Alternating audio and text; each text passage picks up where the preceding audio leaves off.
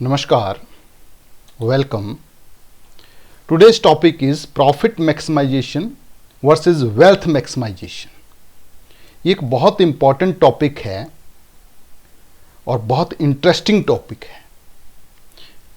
Various exam में बहुत बार इससे रिलेटेड क्वेश्चन पूछे जाते हैं और नेट जैसे एग्जामिनेशन में भी इसमें बहुत बार क्वेश्चन पूछा जाता है.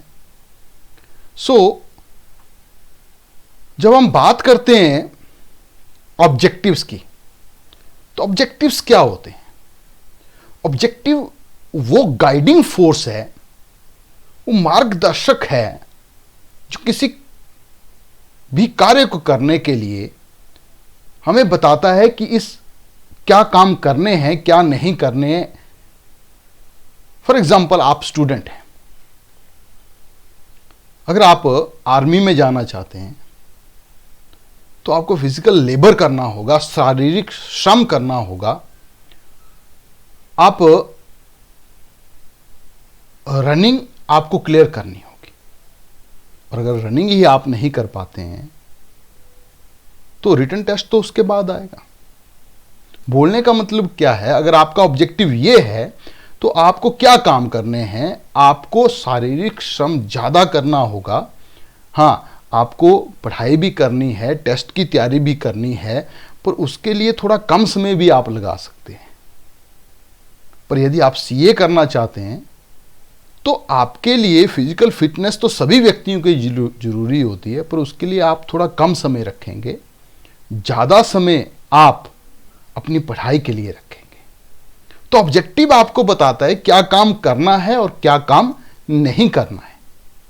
सेम यहां पे जब हम बात करते हैं ऑब्जेक्टिव्स ऑफ फाइनेंशियल मैनेजमेंट की, तो जो भी डिसीजन हम फाइनेंशियल मैनेजमेंट में लेते हैं, हमने पहले वीडियो में देखे थे कि investment decision, financing decision, dividend decision हम लेते हैं तो वो किसी एक टारगेट, किसी एक ऑब्जेक्टिव को पूरा करने के लिए लिए जाते हैं. तो हमें ये जानना है कि वो कौन सा ऑब्जेक्टिव है जिसको लेके फाइनेंशियल मैनेजमेंट चलता है. तो ऑब्जेक्टिव फाइनेंशियल मैनेजमेंट का क्या है? तो फाइनेंशियल मैनेजमेंट का वैसे तो एक ही ऑब्जेक्टिव है, मैक्सिमाइजेशन ऑफ ऑनर्स वेलफेयर. जो बिजनेस के स्वामी हैं, ऑनर हैं, उन्होंने बिजनेस में पैसा लगाया है, उन्होंने रिस्क उठाया है. तो हमारा जो ऑब्जेक्टिव है वो उनके हित को अधिकतम करना है, उनको ज्यादा से ज्यादा फायदा देना है.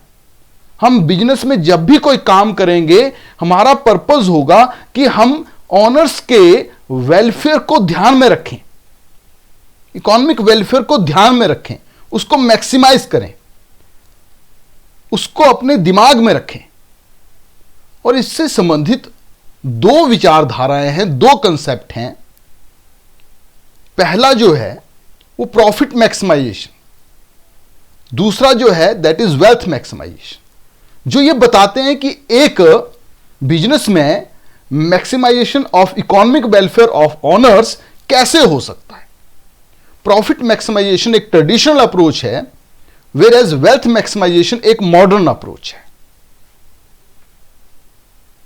प्रॉफिट मैक्सिमाइजेशन का कंसेप्ट क्या है? यह कंसेप्ट बोलता है कि बिजनेस में हमें वो काम करने हैं, वो एक्टिविटीज करनी हैं जो आपके प्रॉफिट को इंक्रीज करती हैं. We have to undertake those activities जिनकी वजह से प्रॉफिट बढ़ता है, और हमें वो सारी एक्टिविटीज अवॉइड कर देनी है जिनकी वजह से लॉसेज होते हैं या प्रॉफिट डिक्रीज होते हैं. अब हम प्रॉफिट मैक्सिमाइजेशन को फाइनेंशियल मैनेजमेंट का ऑब्जेक्टिव क्यों लें?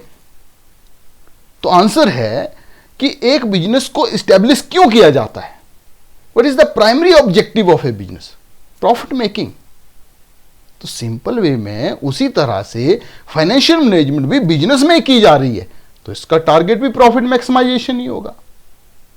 और हमारे यहां पे जब हम प्रॉफिट मैक्सिमाइजेशन की बात करेंगे तो हम जो ऑब्जेक्टिव लेके चलेंगे वो होगा हमारे प्रॉफिट्स को मैक्सिमम करना, लार्ज अमाउंट ऑफ प्रॉफिट्स को अर्न करना। हमारे जो भी फाइनेंशियल डिसीजन होंगे हम उनका टारगेट ये लेके चलेंगे। हम डिसीजन लेते समय हम ये ध्यान में रखेंगे कि क्या इस डिसीजन से हमारे प्रॉफिट्स बढ़ रहे हैं या नहीं बढ़ रहे हैं। अगर बढ़ रहे होंगे तभी हम वो डिसीजन लेंगे, नहीं तो उसको अवॉइड कर देंगे।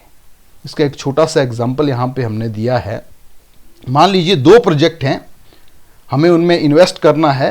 पहले प्रोजेक्ट से 10 करोड़ का हमें प्रॉफिट मिल रहा है, दूसरे से 15 करोड़ का प्रॉफिट मिल रहा है, तो डेफिनेटली हम सेकंड को सिलेक्ट करेंगे क्योंकि उससे हमारा प्रॉफिट मैक्सिमम हो रहा है।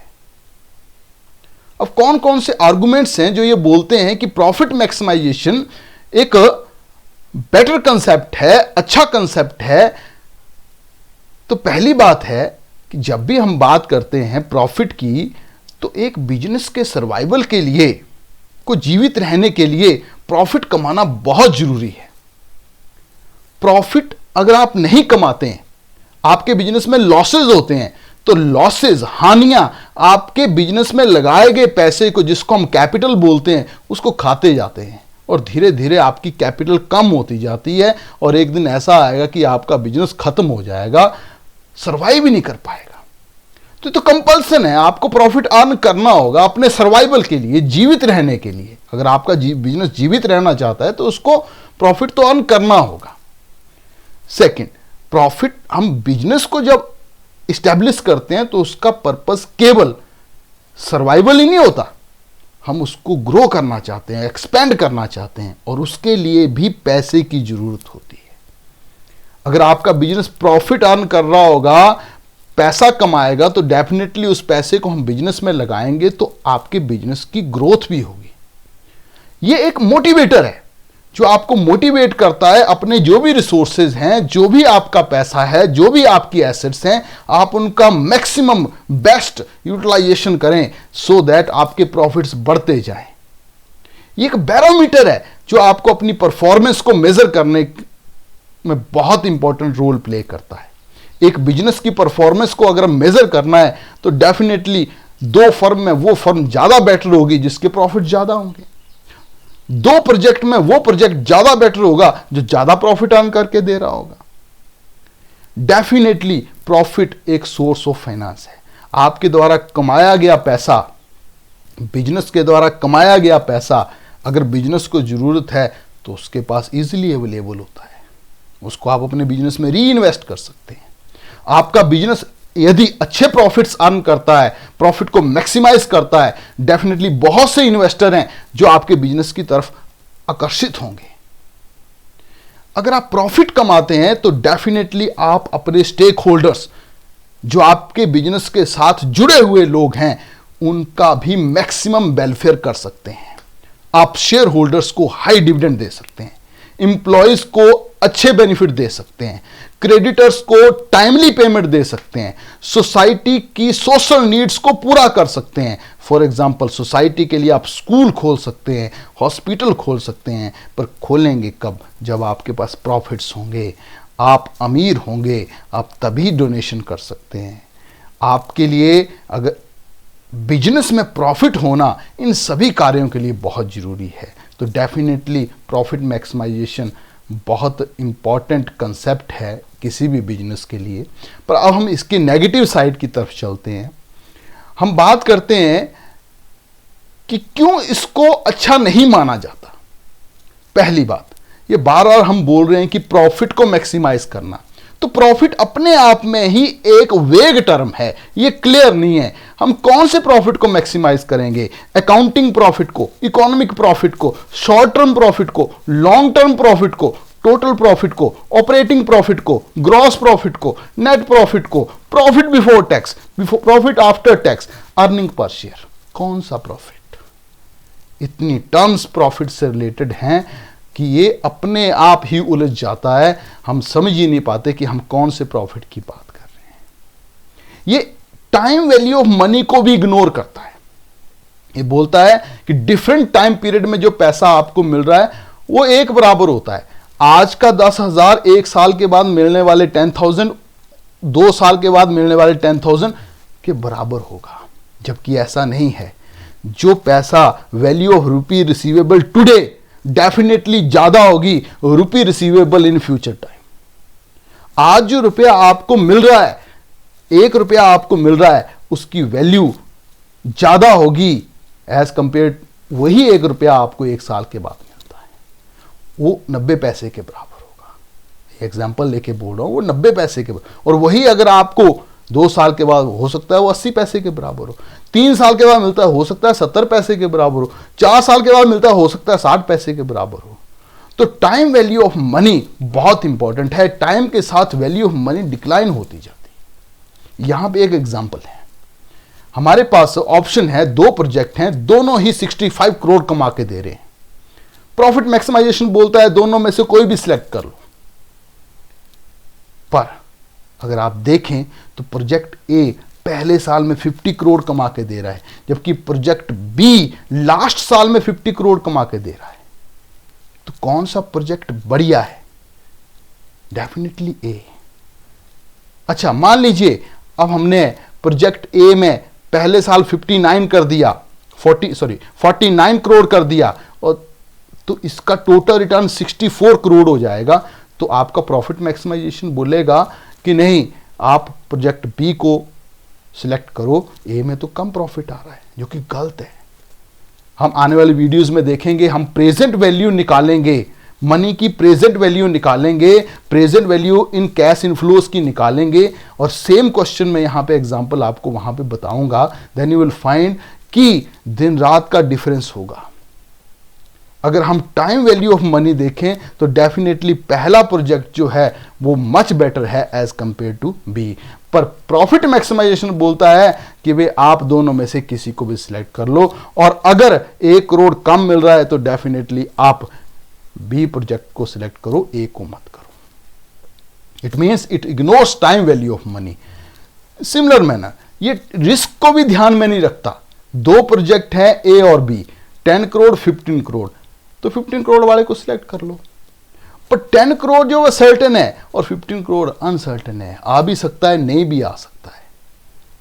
तो 2 प्रोजेक्ट हैं, एक हो सकता है दूसरे से ज्यादा रिस्की है, पर रिस्क को तो हम देख ही नहीं रहे, और उस रिस्क की वजह से हो सकता है आपकी वैल्यू ऑफ फर्म कम हो जाए, आपके बिजनेस को लॉस हो जाए इन फ्यूचर आने वाले समय में। पर प्रॉफिट मैक्सिमाइजेशन इसको ध्यान में नहीं रखता। क्रिएट्स इमोरल प्रैक्टिसेस, करप्शन को बढ़ावा देता है, क्योंकि हमारा टारगेट क्या है? शॉर्ट टर्म में हमें एक शॉर्ट टर्म अप्रोच है, हमें अपने प्रॉफिट को मैक्सिमम करना है। चाहे बिजनेस में आपको मिलावट करनी पड़े, अपने प्रोडक्ट में आपको मिलावट करनी पड़े, आपको अपने वर्कर्स का एक्सप्लॉयटेशन करना पड़े, सप्लायर्स का एक्सप्लॉयटेशन करना पड़े, कंज्यूमर्स का एक्सप्लॉयटेशन करना पड़े, आपको अपने कंपटीटर के साथ कोई सही तरीके से आप कंपटीशन नहीं कर रहे हैं, आप गलत एक्टिविटीज़ के द्वारा आप अपने कंपटीटर को भी हानि पहुंचा रहे हैं, कोई बात नहीं, हमारा तो पर्पस क्या है? प्रॉफिट अर्न करना। पर ये एक बहुत शॉर्ट टर्म अप्रोच है। थोड़े समय के लिए हो सकता है, एक बार आप किसी कस्टमर को लूट सकते हैं, दूसरी बार वो आपके ब्रांड को नहीं खरीदेगा, आपके कंपनी के प्रोडक्ट को नहीं खरीदेगा, लॉन्ग टर्म में आप फेल हो जाओगे।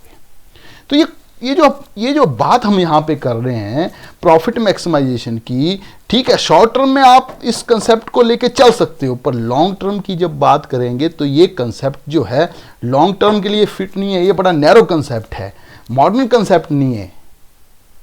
तो अब हम बात कर रहे हैं शेयर वेल्थ और शेयर होल्डर्स वेल्थ मैक्सिमाइजेशन की। वेल्थ मैक्सिमाइजेशन एक मॉडर्न कंसेप्ट है, और बड़ी अच्छी बात इसमें यह है कि यूनिवर्सली ऑल ओवर वर्ल्ड इसको माना गया है, और इसमें हम बोलते हैं वो एक्टिविटीज करनी है जिससे वेल्थ मैक्सिमाइज होती है, और वो एक्टिविटीज नहीं करनी है जिससे हमारी वेल्थ डिक्रीज होती है।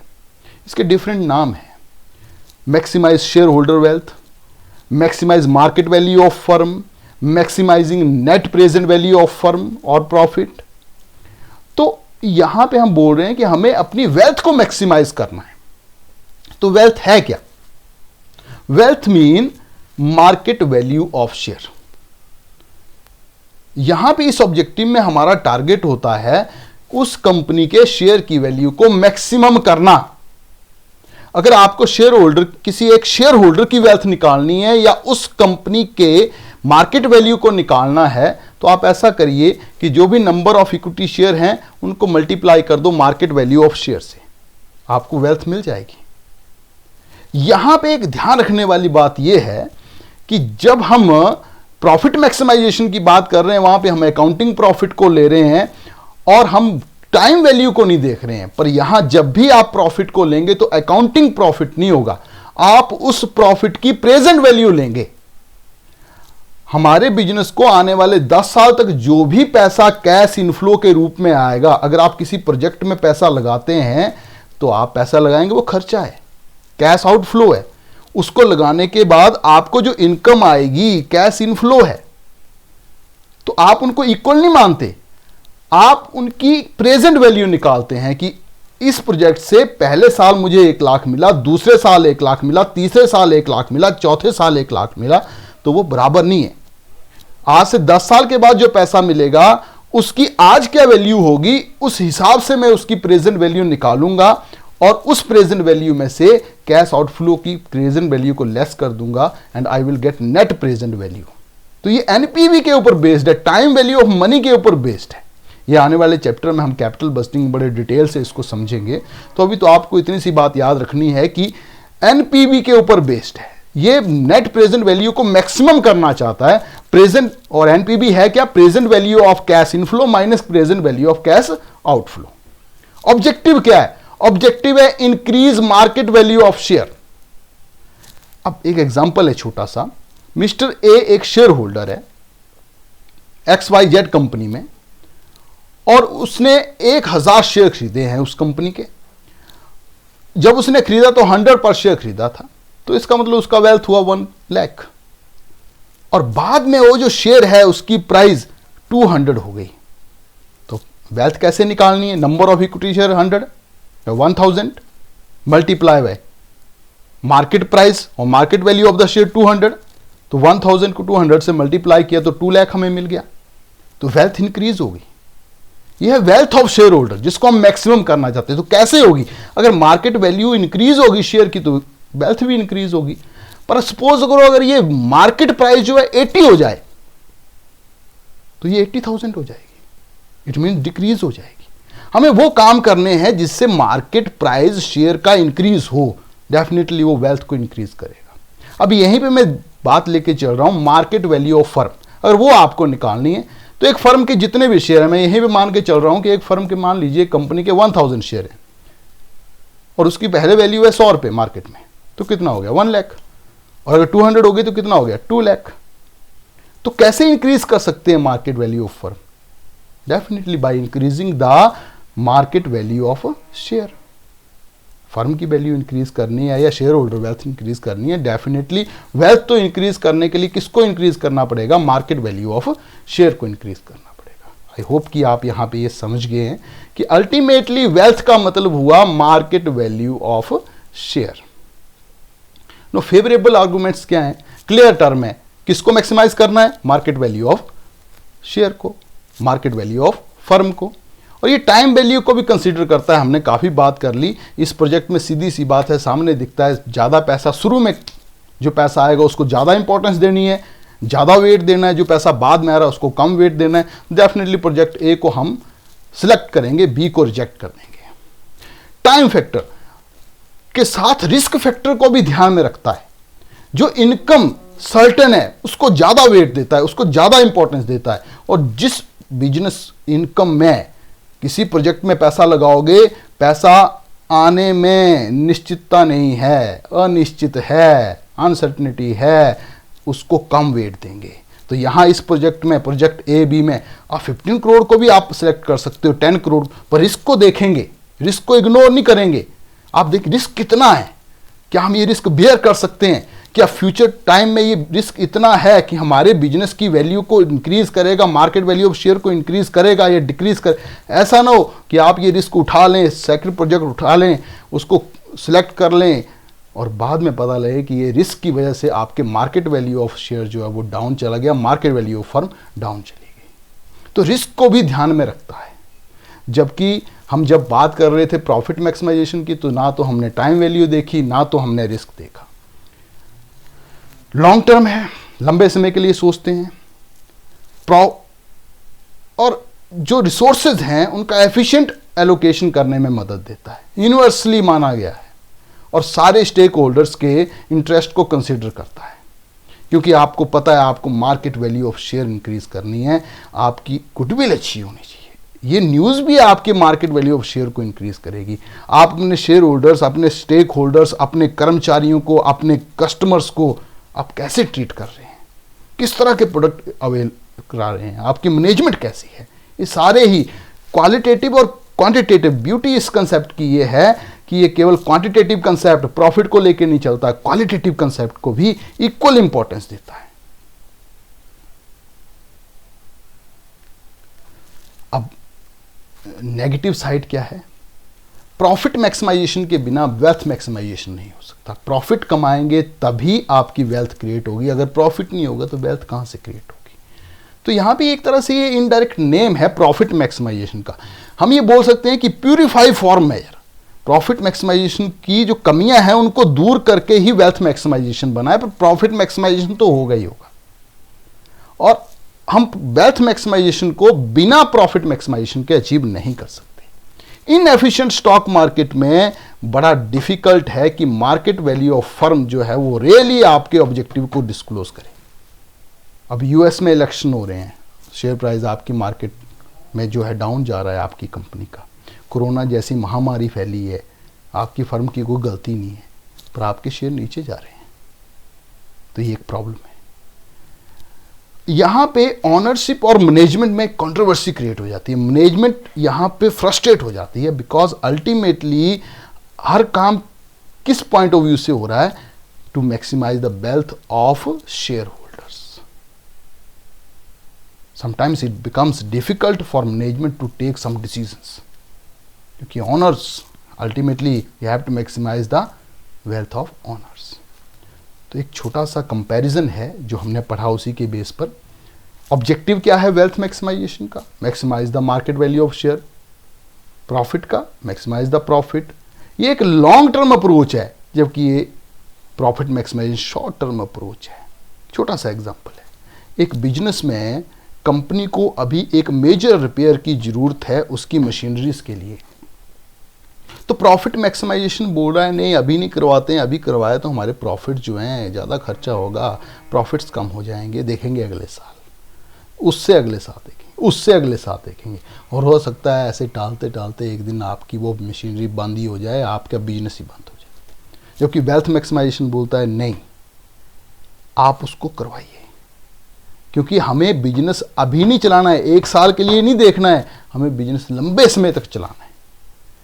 जब हम किसी प्रोडक्ट को लॉन्च करते हैं तो शुरुआती दिनों में, इनिशियल ईयर्स में, हम विज्ञापन पे बहुत ह्यूज एक्सपेंडिचर करते हैं और उसका बेनिफिट हमें आने वाले समय में मिलता है। तो प्रॉफिट मैक्सिमाइजेशन को देखें तो बोलेगा नहीं नहीं हम बहुत विज्ञापन करेंगे तो हमारे प्रॉफिट से साल के कम हो जाएंगे, क्यों? शॉर्ट टर्म अप्रोच है ना।